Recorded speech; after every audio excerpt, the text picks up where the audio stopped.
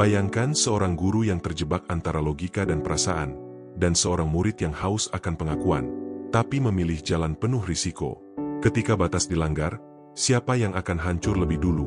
Cinta, karir, atau harga diri? Ini bukan sekadar kisah di sekolah biasa.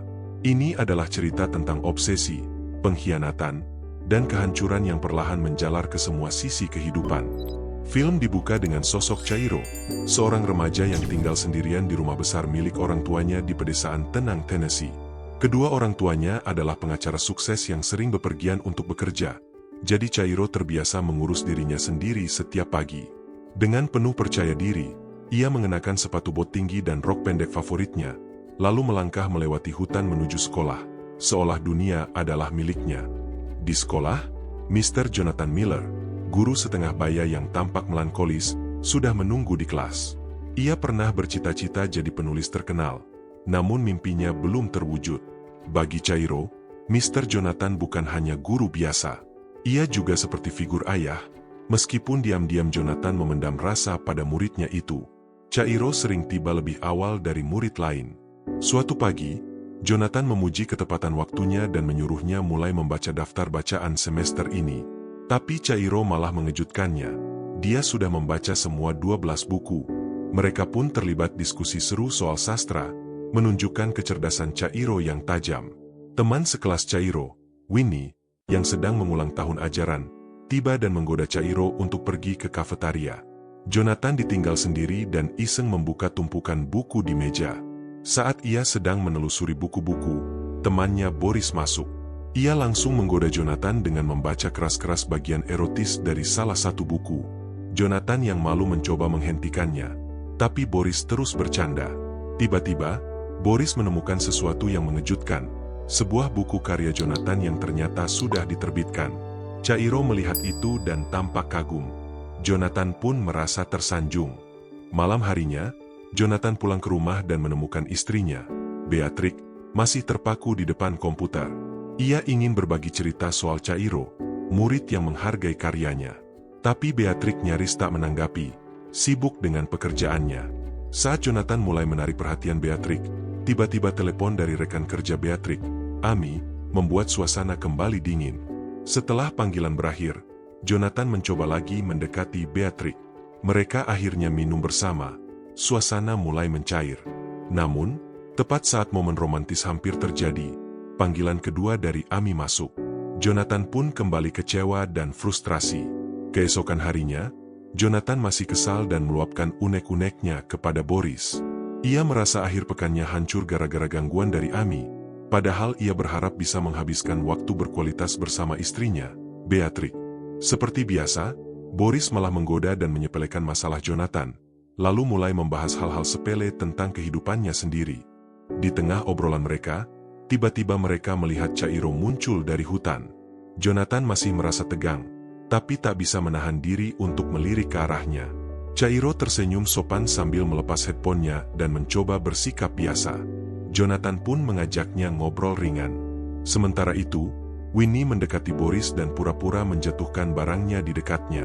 Boris tahu itu cuma akal-akalan. Chairo memanggil Winnie karena berani sekali melakukan itu, tapi Winnie tetap cuek dan mengalihkan pembicaraan. Ia malah mulai membahas ide untuk esai. Namun, ide yang dilontarkan Winnie cukup mengejutkan. Ia menyarankan Chairo menggoda gurunya demi mencari inspirasi menulis. Chairo jelas kaget dan merasa tak nyaman dengan saran itu. Ia menyadari ada perbedaan usia yang besar. Tapi Winnie, yang percaya diri dan santai, malah meyakinkannya. Ia bahkan menyiratkan kalau Jonathan mungkin sudah memperhatikan Chairo dengan cara yang berbeda. Winnie mengatakan bahwa terkadang seseorang bisa merasa lebih nyaman dengan orang yang lebih tua, yang dianggap lebih dewasa dan mengerti. Awalnya Chairo ragu, tapi godaan dan dorongan dari Winnie membuat rasa penasarannya tumbuh. Hari-hari berikutnya, Chairo jadi sering memikirkan Jonathan. Saat di kelas, ia mulai sering mencuri pandang. Pikirannya melayang-layang. Suatu hari, Jonathan diam-diam mendekatinya dan berbisik, "Temui aku di ruang guru setelah bel." Chairo pun datang sesuai janji. Saat itu, Jonathan sedang menyelesaikan obrolan dengan Boris yang mengundangnya makan malam. Setelah Boris pergi, Chairo melihat Jonathan sedang menari sendiri, melatih gerakan dansa. Chairo tertawa geli melihatnya, lalu ikut-ikutan menari. Mereka pun tertawa bersama dan momen canggung itu jadi hangat. Percakapan mereka lalu beralih ke topik tulisan. Jonathan memuji karya terbaru Chairo dan sangat terkesan dengan cara Chairo menangkap emosi dalam tulisannya. Ia lalu menantang Chairo untuk menulis cerita pendek dengan gaya penulis favoritnya. Jika berhasil, Jonathan berjanji akan memberinya nilai lulus semester ini. Chairo langsung antusias. Ia bahkan mengejutkan Jonathan dengan membacakan satu kutipan dari buku pertamanya yang pernah diterbitkan. Jonathan tersentuh karena itu adalah buku debutnya, dan merasa sangat dihargai oleh Chairo. Akhir pekan pun tiba. Mereka bertemu untuk membahas ide cerita. Jonathan muncul dari belakang dan membuat Chairo terkejut, tapi mereka tertawa bersama. Saat mereka mengobrol, seorang penyair bernama Elliot muncul dan membacakan puisi. Jonathan menyimak serius, sementara Chairo sesekali mencuri pandang ke arahnya. Mereka berdua lalu saling bertukar pendapat dan bahkan mengkritik puisi Elliot bersama. Di sela obrolan, Chairo menawarkan rokok kepada Jonathan. Ia menerimanya. Di antara asap rokok dan percakapan santai, mereka membagi momen yang terasa semakin dekat dan personal. Hari itu, Chairo datang ke sekolah dengan penampilan baru. Ia tampak lebih percaya diri.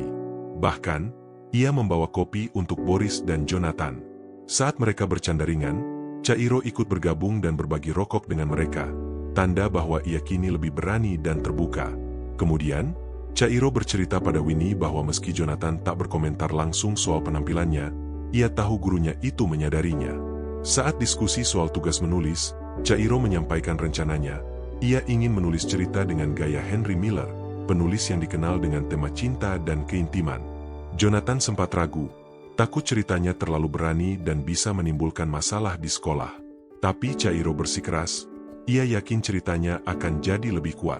Setelah berpikir sejenak, Jonathan akhirnya setuju. Namun, pikirannya segera teralih ketika ponselnya bergetar. Ada pesan dari istrinya, Beatrix, yang mengajaknya liburan akhir pekan. Pikiran Jonathan jadi bercabang, dan tanpa berpikir panjang, ia langsung menyetujui konsep cerita Chairo. Winnie, yang selalu iseng, menggoda Chairo. Ia bercanda bahwa Chairo sedang mencoba merayu guru mereka. Chairo tertawa, meski tahu ada sedikit kebenaran dalam canda itu. Suatu hari, Chairo panik karena kehilangan ponselnya. Di saat bersamaan, Jonathan terus-terusan dihubungi oleh Amy soal rencana liburan yang tertunda. Tiba-tiba ponsel Jonathan berdering. Ternyata, suara Chairo di seberang sana. Amy ternyata tanpa sengaja meninggalkan ponselnya di tas Chairo. Keadaan jadi canggung. Beatrix, yang sudah jengkel dengan liburan yang batal, semakin kesal. Untuk meredakan suasana, Jonathan menawarkan diri mengantarkan ponsel ke rumah Chairo, meskipun di luar sedang badai. Saat tiba di rumah Chairo, hujan turun sangat deras. Jonathan melihat Chairo berjalan di luar, basah kuyup, mengenakan gaun tipis yang menggoda. Merasa butuh ruang, Jonathan pergi ke sebuah rumah kecil. Di sana ia mencetak dan membaca cerita Chairo. Isinya berani, penuh imajinasi, dan sangat provokatif. Jonathan terbawa perasaan, membayangkan Chairo dalam setiap adegan yang ditulisnya. Malam itu, ia mencoba mendekati Beatrix, berharap bisa kembali ke kenyataan. Tapi usahanya gagal. Keesokan harinya, Chairo datang ke kelas dengan penampilan yang lebih berani. Tapi sikap Jonathan berubah. Hangatnya lenyap, dan Chairo bisa merasakannya. Dengan bingung, Chairo bertanya apakah ada yang salah. Jonathan menjawab dengan nada kecewa. Ia mengakui cerita Chairo memang ditulis dengan baik, tapi menurutnya temanya tak pantas untuk tugas sekolah. Ia khawatir bisa jadi contoh buruk bagi siswa lain. Chairo berusaha menjelaskan bahwa ceritanya tak sebermakna itu, hanya fiksi. Tapi Jonathan tak mau mendengarkan. Ia bilang ia menyesal sudah mempercayai Chairo. Merasa dihina dan marah, Chairo membalas. Ia menyebut tulisan Jonathan sendiri membosankan dan tidak terinspirasi. Jonathan, yang mencoba tetap profesional, menegaskan bahwa hubungan guru dan murid harus tetap punya batas. Namun luka di hati Chairo terlanjur dalam. Ia merasa dikhianati. Dengan emosi memuncak, Chairo keluar dari ruangan, meninggalkan naskah ceritanya di kotak surat administrasi. Malam itu, Jonathan mencoba membahas cerita Cairo dengan istrinya, Beatrix. Ia merasa galau, cerita itu menggambarkan hubungan guru dan murid dengan sangat personal, menyentuh, dan kompleks. Ia tak yakin harus bangga atau khawatir. Sementara itu di tempat lain, Cairo melampiaskan emosinya bersama Winnie. Mereka minum-minum, bercanda, dan bahkan berpose dengan foto-foto konyol. Dalam suasana mabuk, mereka sempat bercanda soal menggoda Boris. Tiba-tiba, Jonathan menerima telepon dari kepala sekolah. Beatrix yang menerima duluan, langsung menyerahkan ponselnya dengan wajah tegang. Isi telepon itu mengejutkan. Jonathan dituduh menjalin hubungan yang tidak pantas dengan muridnya, Cairo. Ia kaget dan segera menyangkal semua tuduhan. Tapi Beatrix tidak yakin. Ia memperingatkan Jonathan bahwa kalau tuduhan ini benar, bukan hanya karirnya yang hancur, pernikahan mereka juga bisa tamat. Besoknya, Cairo tidak hadir di kelas karena dipanggil ke kantor kepala sekolah. Sementara itu, Jonathan tetap mengajar seperti biasa. Winnie terlihat gelisah karena Cairo tak muncul. Usai kelas, ia mendekati Jonathan dan mengungkapkan betapa pentingnya Cairo baginya, memintanya untuk mempertimbangkan sudut pandang Cairo. Namun Jonathan yang emosional langsung menjaga jarak dan menepisnya. Ia ingin menjauh dari segala masalah. Tak lama kemudian, Jonathan dipanggil ke rapat dengan manajemen sekolah. Ia dan Cairo ditanyai secara mendalam tentang hubungan mereka di dalam dan luar kelas.